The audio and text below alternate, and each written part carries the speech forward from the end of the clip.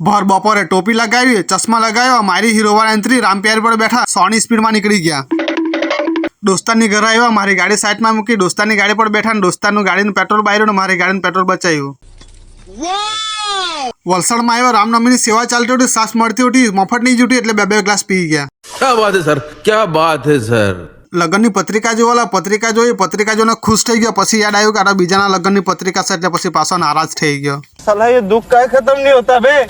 Bike પર બેઠા, મોબાઈલની શોપમાં આવ્યો, ટેબલ પર હાથ મૂક્યો એટલે આ ભાઈ મારું ઘડિયાળ ચોરી લીધું. ओए वापस रख उसे. ગરમી બહુ ઉઠી, ઠંડા થવા આવ્યા, કાંઈ લીલું જેવું ગ્લાસમાં રેડી આપ્યું, એક ગોટ માર્યો, બીજો ગોટ મારવા જાય એટલે ગ્લાસ પૂરો. બાઇક પર બેઠા, ફ્રેન્ડની ઘરે આવ્યા, પીસીમાં ફોટા એડિટ કરી દો, મેનની પર પીસી બંધ કરીને મૂકી દીધું. રાત થઈ ગઈ, પાનેરે જવા નહીં કરે, પાનેરે જવા પહેલા ટ્રાફિકમાં ફસાયા. नहीं सारुण के यहाँ कुछ तो गड़बड़ है. ટ્રાફિકનો સામનો કરીને પગથિયા ચડવાનું ચાલુ કર્યું એટલે ભીડમાં ફસાયા. પગથિયા ચડવાનું ચાલુ કર્યું, 2 પગથિયા નહીં ભર્યું એટલે ડાયરેક્ટ ડુંગર પર. ગરબા રમવાનું ચાલુ હતું, ગરબા રમવા ગયા, જેવા જ ગરબા રમવા કુંડાળામાં ભરાય એટલે ગરબા જ બંધ કરી નાખ્યા. मेरे साथ अन्याय हुआ है. મંદિરમાં ગયા, દર્શન કરવા પહેલા ધક્કા મૂકી થઈ સીધા બહાર. हैं? ये क्या हो गया? ये બીજા મંદિરે જવા ગયા, બીજા મંદિરમાં જવા પહેલા જ પાછા ભીડમાં ફસી ગયા.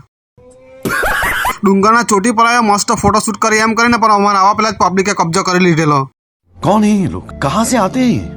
આ ભાઈ તો ડુંગર ચડીને થાકી ગયેલો હતો, તો પછી નીચે ઉતરવામાં તકલીફ થતી હતી એટલે પછી આ ભાઈને ઉચકીને લઈ જવું પડ્યું. હેલો પબ્લિક, મારું નામ છે અમિત.